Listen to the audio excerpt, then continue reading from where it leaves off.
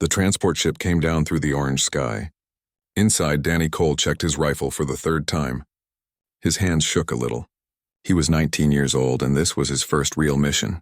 Around him sat older Marines who had done this many times before. Lieutenant Karen Morrison watched the young Marine.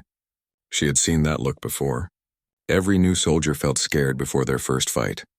It was normal. It meant they understood the danger. Danny tried to hide his fear, but Karen could see it in the way he gripped his weapon. Sergeant Lucas Grant walked over and put his hand on Danny's shoulder. He was a big man with kind eyes. "You ready, Cole?" he asked. Danny nodded quickly. "Yes, Sergeant." "I'm ready." The ship shook as it came down to land. Through the window, Danny could see the settlement below. Human buildings stood next to strange structures built by the Varan people. The Varans were aliens who lived on this planet called Kepler 442b. They looked like short people covered in thick fur with big eyes. They had let humans come to their world many years ago. The two species had lived together in peace, but 3 weeks ago things changed. A group called the Red Claw started attacking. They wanted all humans to leave the planet. They killed both humans and Varans who disagreed with them. Now the Marines had come to stop the violence and protect innocent people. The ship landed with a bump. The back door opened and hot air rushed in. It smelled different from Earth. The Marines stood up and grabbed their gear. They formed neat lines and walked out onto the alien soil. Colonel Patricia Hayes stood waiting for them. She was older with lines on her face from years of service. She looked serious as she spoke to the gathered Marines. "Listen up. The Red Claw has taken position in the northern ridge. People are dying. We need to push them back and protect this settlement. Remember your rules. We shoot only when we must. We are here to protect, not to destroy. Watch out for each other." The Marines moved out in formation. Danny found himself in the middle, surrounded by veterans. Corporal Nina Flores walked beside him. She kept looking around, checking for danger everywhere. "Stay close to me, kid," Nina said quietly. "Your first time is always hard. Just do what you trained to do. Listen to the sergeants and you'll be fine." They entered the settlement slowly. Viren families looked out from windows. Their big eyes showed fear and hope at the same time. Human families had locked themselves inside strong buildings. The air smelled like smoke. Something bad had happened here recently. The attack came fast and without warning. Bright plasma fire shot out from buildings ahead. The neat lines of Marines broke apart. Everyone ran for cover. Danny's training took over. His fear went away and his body moved on its own. He dove behind a broken transport vehicle. His rifle kicked against his shoulder as he fired back at the enemy positions. "Cole, follow me." Lucas shouted over the noise. Danny ran across open ground. Plasma bolts flew past him so close he felt the heat. He slid into cover next to the sergeant, his heart beating hard. "Good job, Marine," Lucas said with a small smile. "Now let's push them back." The fight lasted 3 hours. It felt like 3 days to Danny. The Red Claw fighters were tough and didn't give up easily. But the Marines were better trained. Slowly they moved forward, clearing buildings one by one and finding the trapped civilians. Danny saved someone that day. He heard crying coming from a burning building. Without thinking, he ran inside. The smoke was thick and made his eyes water. He found a small Varan child hiding in a corner, too scared to move. Danny wrapped his jacket around the little one and carried it outside. His lungs burned from the smoke, but he didn't stop. The child's mother, a Varan named Shara, took her baby and held it tight. She looked at Danny with those big eyes and spoke in her language. Danny didn't understand the words, but he understood the meaning. She was saying, "Thank you." "You did good, kid," Karen said, watching the mother and child. "Real good." When night came, the Marines set up guards around the settlement. The Red Claw had run away to the northern ridge, but everyone knew they would come back. Danny sat with his squad, cleaning his rifle. He tried to understand everything that had happened. "First combat is always crazy," Nina said, giving him some food. "You did well. Better than most people on their first day." Danny wanted to feel proud, but he just felt tired. He had almost died many times today. Those plasma bolts had come so close to his head.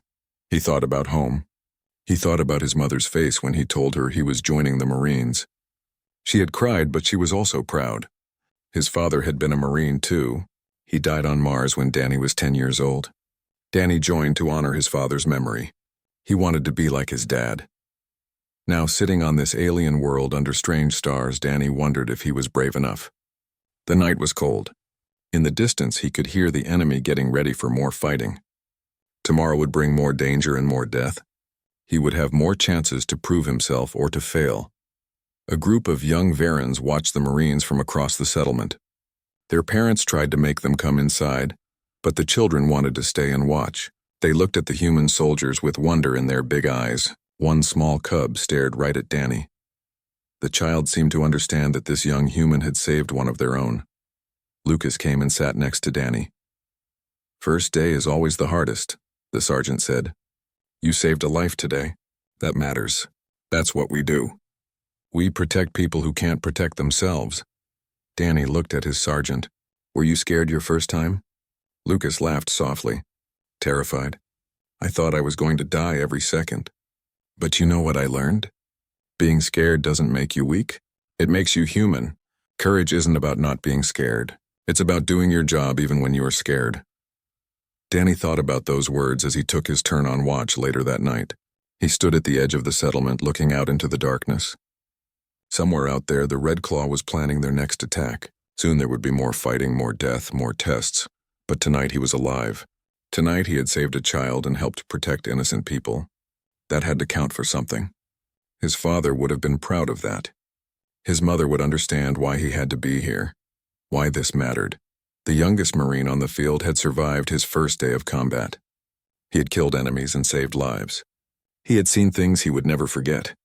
But he was still standing. He was still a Marine. He still believed in the mission and the people fighting beside him.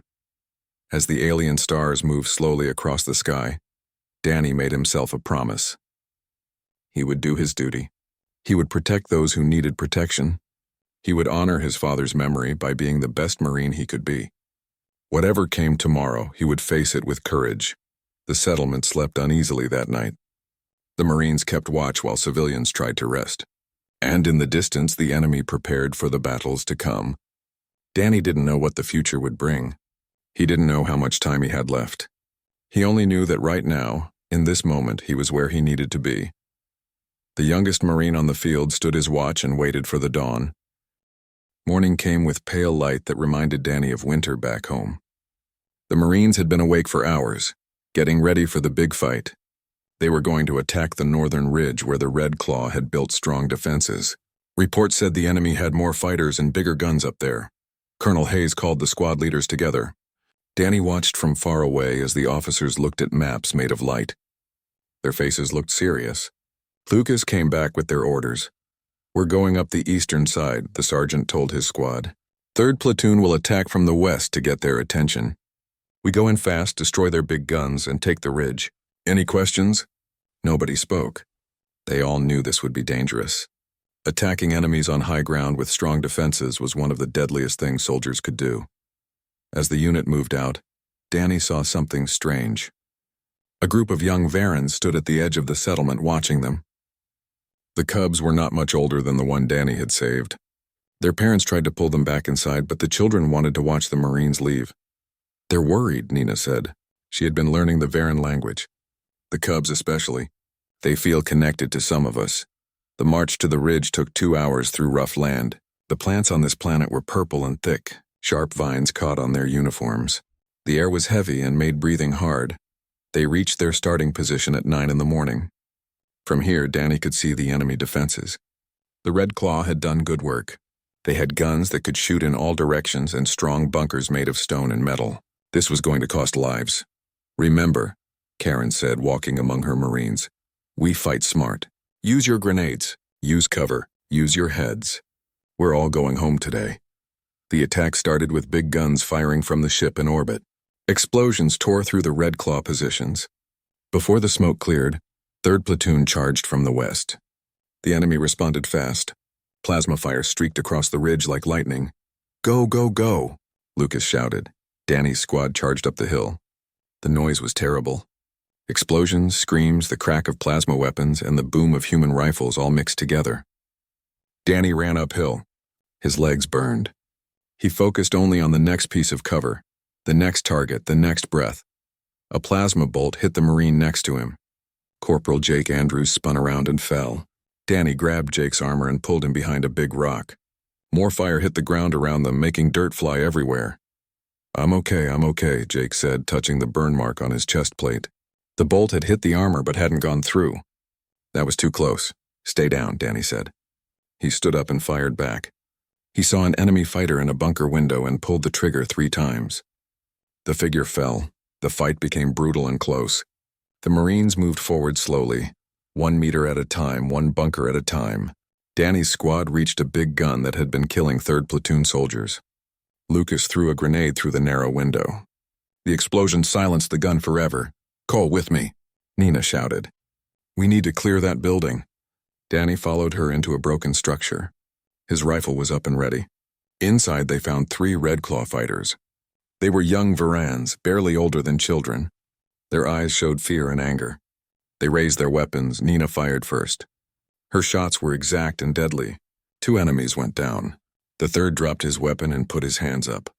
He spoke fast in the Varan language, his voice shaking. He's surrendering, Nina said, lowering her rifle a bit. He's just a kid. A kid with a gun who tried to kill us, Danny replied. But he didn't shoot. Tie him up. They secured the prisoner with plastic ties and moved on. They cleared room after room. The fighting was intense and personal and scary. Danny lost count of how many times he fired his weapon. He lost count of how many enemies fell. He lost count of how many times death came close to him. By noon, the ridge was taken. The Red Claw forces had run away. Those who survived fled into the wilderness. The Marines gathered together, counting who was dead and who was hurt. 8 Marines had died. 23 were wounded.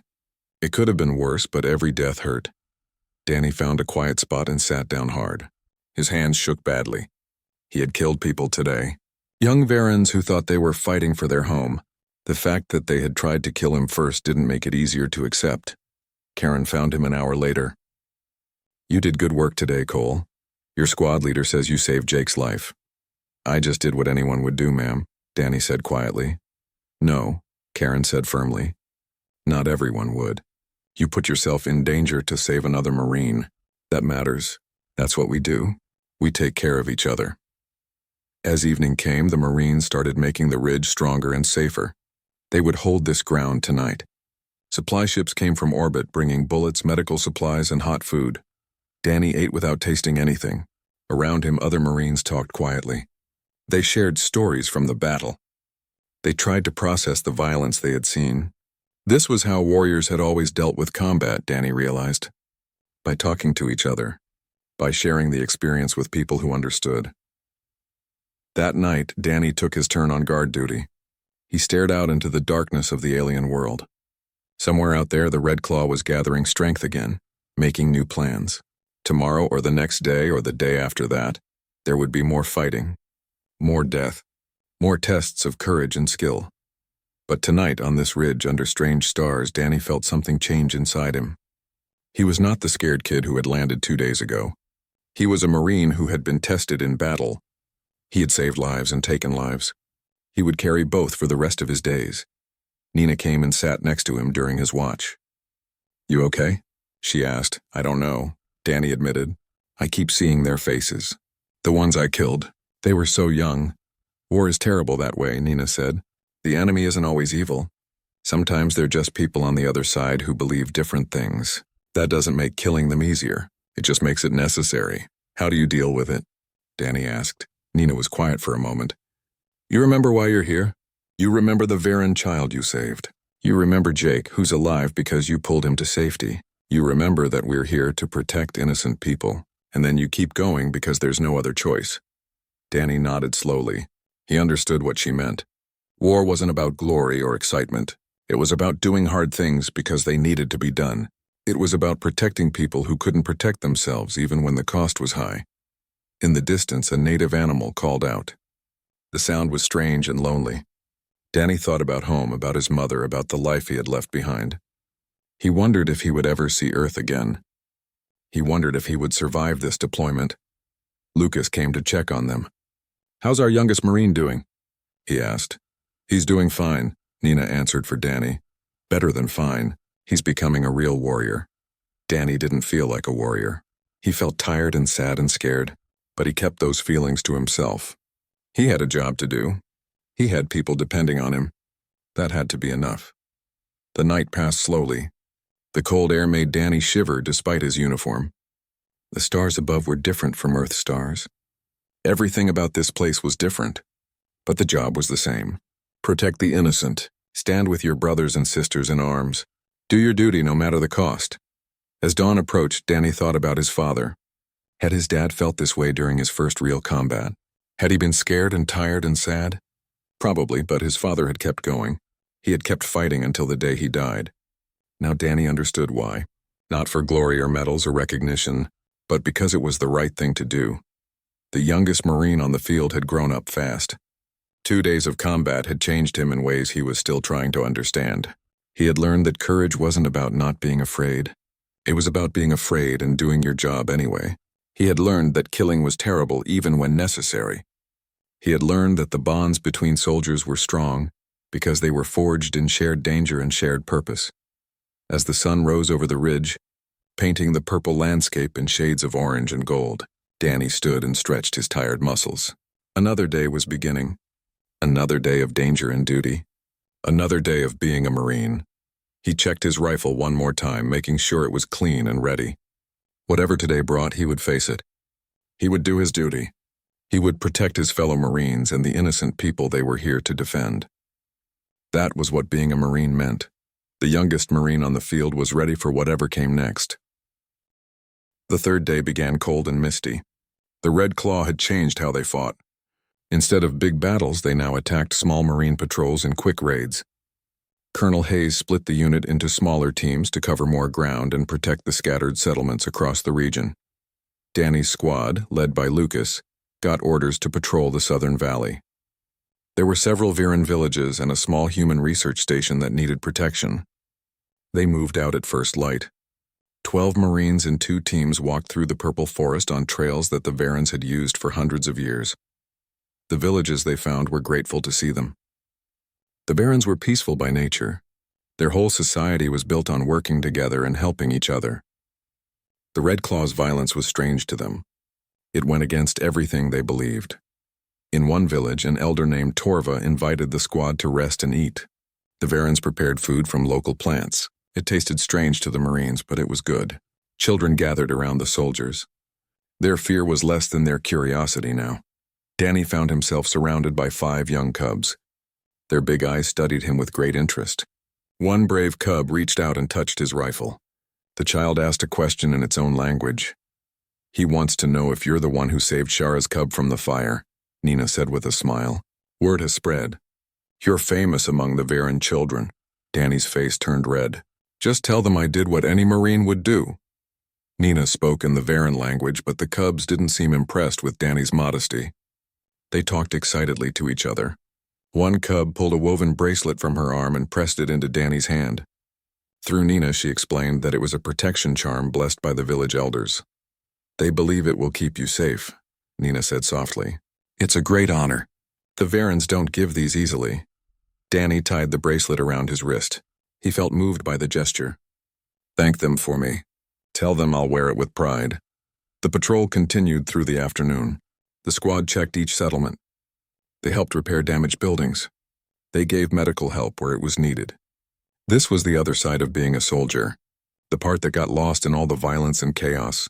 They were here to help people, to protect those who couldn't protect themselves, to make things better. As evening came, Lucas decided to make camp near a small creek. The water was clean and cold coming down from the mountains. The position gave good views and could be defended easily. The Marines set up a perimeter. They took turns on watch while others prepared food and cleaned weapons. Danny had the third watch from midnight to 2 in the morning. He sat with his back against a tree, his rifle across his lap. He listened to the night sounds of the alien forest. In the distance, he heard native creatures calling. The sounds were like a mix of birds and something deeper. The attack came at 1 in the morning. Plasma fire burst from the tree line. The camp exploded into chaos. Marines rolled from their sleep, grabbing weapons and shooting back. Lucas shouted orders, organizing the defense. But the enemy had chosen their moment well and their position perfectly. Danny fired at the flashes from enemy guns. His training took over his fear. He saw Nina go down holding her leg. He crawled to her position under heavy fire. "I'm okay," she said, breathing hard. "Just a graze." Get back to your position. But as Danny turned to move, he saw them. 3 Red Claw fighters had broken through the perimeter. They were moving to attack Lucas from the side. The sergeant was focused on the main attack and didn't see them coming. Danny didn't think. He ran across open ground, shouting a warning. His rifle fired again and again. He hit one fighter, then another. But the third got off a shot.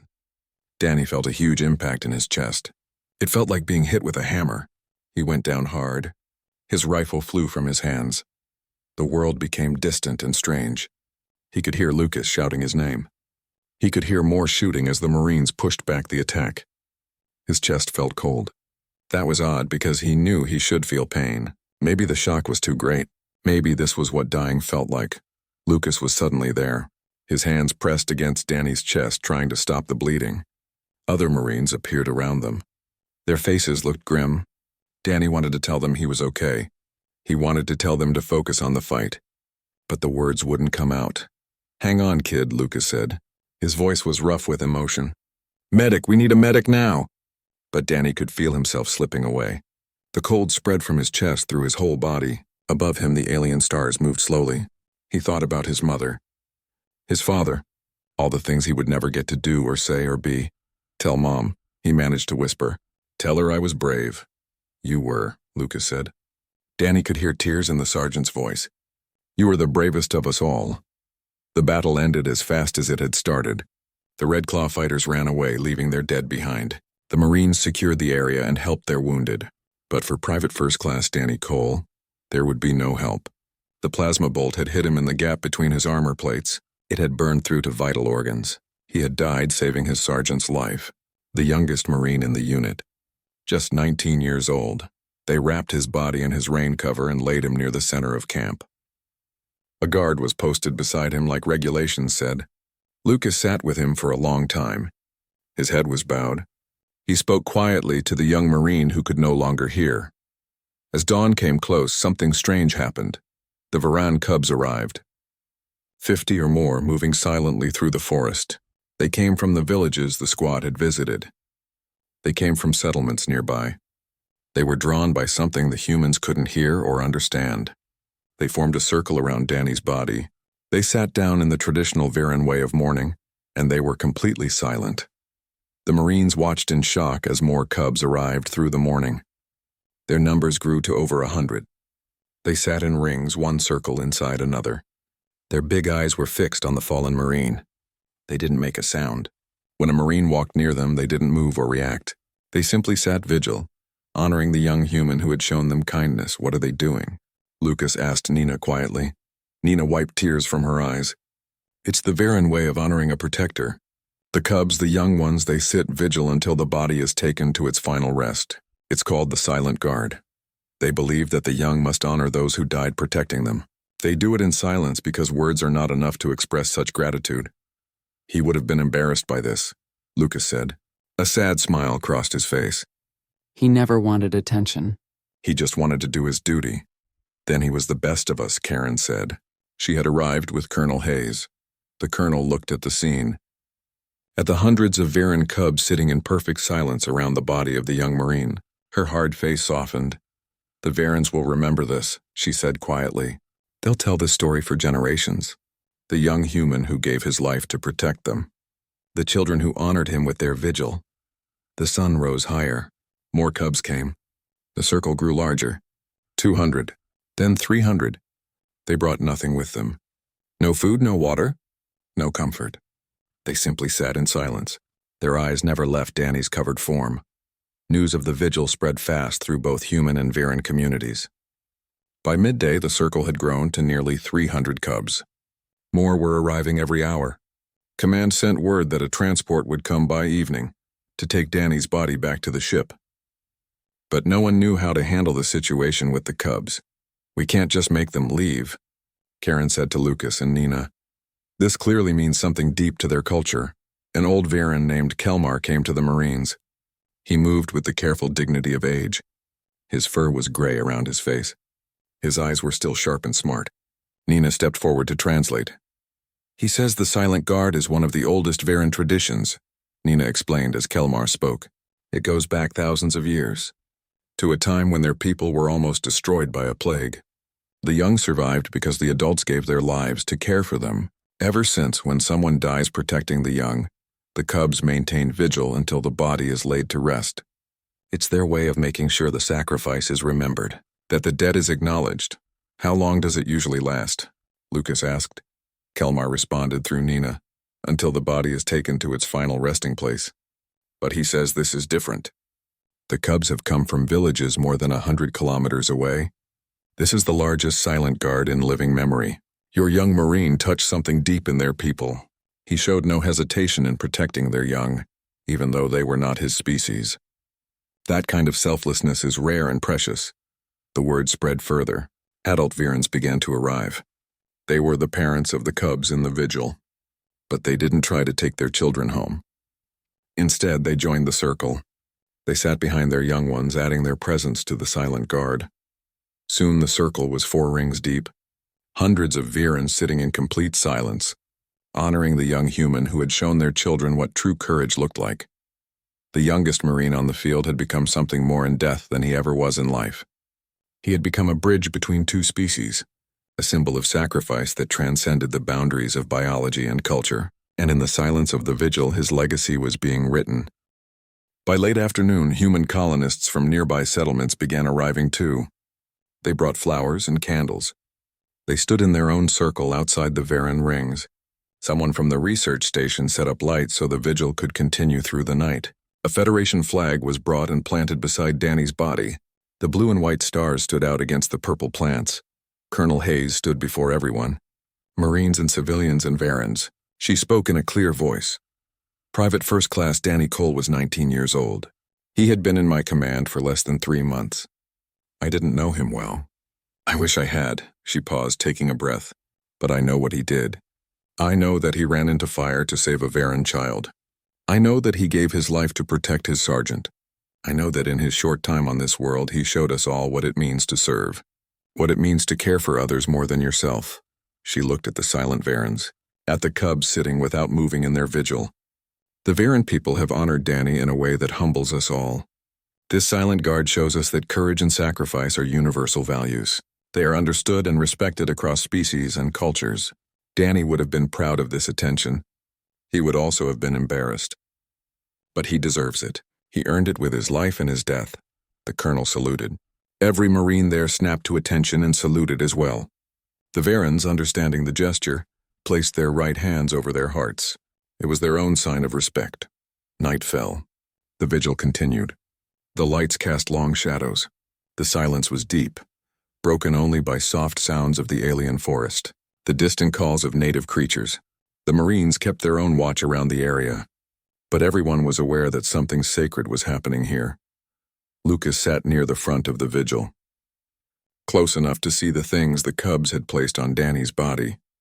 Each token represented a life touched, a connection made, a moment of kindness remembered. Such a short amount of time Danny had been here, but such a large impact he had made. He'll be remembered, Nina said, sitting beside Lucas. Not just by us, but by generations of Virans. They'll tell the story of the young human Marine who protected their children. It will become part of their history. I just wish he was here to know it, Lucas said quietly. He is, Nina replied, pointing to the cubs. He's here in every one of them. In the example he set, in the courage he showed. That's real immortality, Sergeant. That's what it means to truly live. The silent guard sat through the entire night. Not a single cub moved or spoke. Their dedication was complete. And in that silence there was a message more powerful than any words. That sacrifice matters. That courage is never forgotten. That even in death a single person can change the world. The 4th day dawned with unusual clarity. The heavy mist was gone. The sky was bright and clear. The silent guard had maintained their vigil through the whole night. Hundreds of Viran cubs and their parents sitting in perfect silence around the body of Danny Cole. A transport from the ship came down at 7 in the morning. But Colonel Hayes had given clear orders. They would not rush this. Danny's final departure would be done with dignity and respect, in a way that honored both human military tradition and the Viran tradition of the Silent Guard. Captain Morris Fletcher came down personally from the ship. He brought a full honor guard with him. Fletcher was a veteran who had seen many wars. He had witnessed more death than he cared to remember, but even he stopped when he saw the scene before him. "I've never seen anything like this," he said quietly. Kelmar, the Varen elder, came forward with several other leaders. Through Nina's translation, they explained what they wished to do. The silent guard would escort Danny's body to the transport. The cubs would lead the way, singing the song of fallen protectors. It was an ancient Varen tradition. It was reserved for the greatest heroes of their people. "But he was human," Colonel Hayes said, not in objection but in wonder. Kelmar's response, translated by Nina, was simple and deep. "A protector is a protector. Species does not matter when courage and sacrifice are shown. Your young Marine honored our children. We honor him in return." The ceremony began at 9 in the morning. The Marines formed up in 2 rows. They created a path from Danny's resting place to the transport. The honor guard, 6 Marines carrying the flag-covered coffin, lifted Danny with great care. As they began to move, the silent guard rose as one. The cubs began to sing. The sound was like nothing the humans had ever heard. It started low, a humming that seemed to move through the ground itself. Then it rose into complex harmonies that sent chills through everyone. There were no words, at least not in any language the translators could understand, just pure emotion expressed through sound. Grief and pride, sorrow and celebration, loss and gratitude, all woven together in a melody that went beyond species and language. The procession moved slowly. The cubs walked on both sides of the coffin.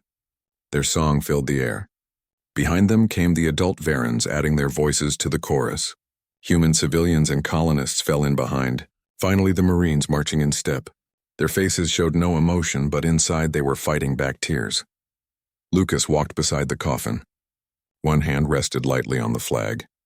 Nina was on the other side. Tears ran down her face as she sang along with the Varens as best she could. Karen marched at the front of the Marine formation. Her back was straight. Her eyes looked forward, but you could see the muscles in her jaw working as she fought her own grief. The path from the camp to the transport landing zone was 2 kilometers long. The entire distance was lined with Varens, thousands of them, all singing the song of fallen protectors. They had come from settlements across the continent. They gathered to honor a human who had died protecting their young. At the transport, Captain Fletcher stood at attention as the honor guard came near. The Marines lifted the coffin with practiced skill. They prepared to load it aboard. But Kelmar stepped forward, speaking urgently. Nina translated. "He says one more thing must be done. He asked permission for the cubs to give Danny their final blessing." Colonel Hayes looked at Captain Fletcher. He nodded. Permission granted. The cubs came forward to the coffin in a single line. Each one placed a hand on the flag. Each spoke a single phrase in their own language. Nina translated the first few, then her voice broke and she couldn't continue. But the meaning was clear in the cubs' voices. In the gentle way they touched the coffin. "Thank you," 2 words, repeated hundreds of times, in hundreds of voices, each one sincere and heartfelt. The youngest of their people thanking the youngest of the Marines for his protection, his courage, his sacrifice. When the last cub had spoken, the honor guard loaded the coffin into the transport. The Marines saluted. They held the position as the transport's doors closed. The engines began to make noise, getting ready to take off. As the transport rose into the orange sky, the Varens sang a final verse of their song. A farewell that spoke of journeys to the stars and the hope of meeting again in whatever came after death. The humans watched until the transport was out of sight, taking Danny Cole home. The crowd began to leave slowly, but many Varens stayed. They spoke quietly among themselves. Kelmar came to Colonel Hayes one last time. "This will be remembered," Nina translated his words.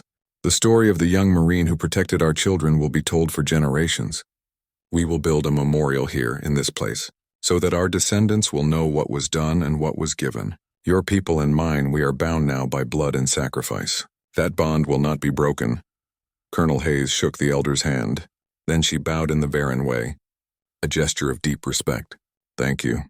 On behalf of the Federation, on behalf of the Marine Corps, and on behalf of Danny's family, thank you." Something had changed on Kepler 442b. In the days that followed, the fighting took on a different character. The Red Claw's support among the Varen people disappeared almost overnight. The silent guard had been seen by thousands. The images were recorded and shared across the planet.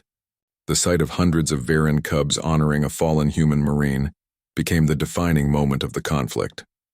Varan civilians began giving information about Red Claw positions. Entire Red Claw units gave up. Their members said they had not understood the true nature of the conflict until they saw what the humans were willing to sacrifice. The leader of the Red Claw was caught 2 weeks later. His own followers had abandoned him. The war ended not with a great battle but quietly. The Red Claw dissolved as their ideas crumbled under the weight of Danny's sacrifice and the Varan response to it. The youngest Marine on the field had done more in death than 1,000 soldiers could have done in life. Lucas kept his commendation in a drawer. He rarely looked at it.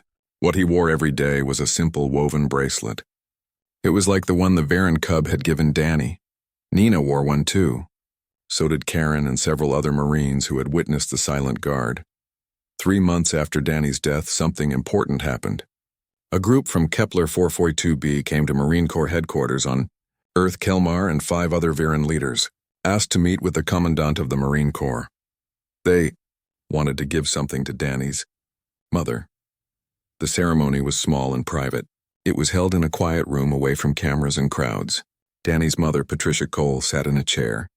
Her face looked calm, but her eyes were red from crying. She had been crying since she received the news. She probably would cry for years to come.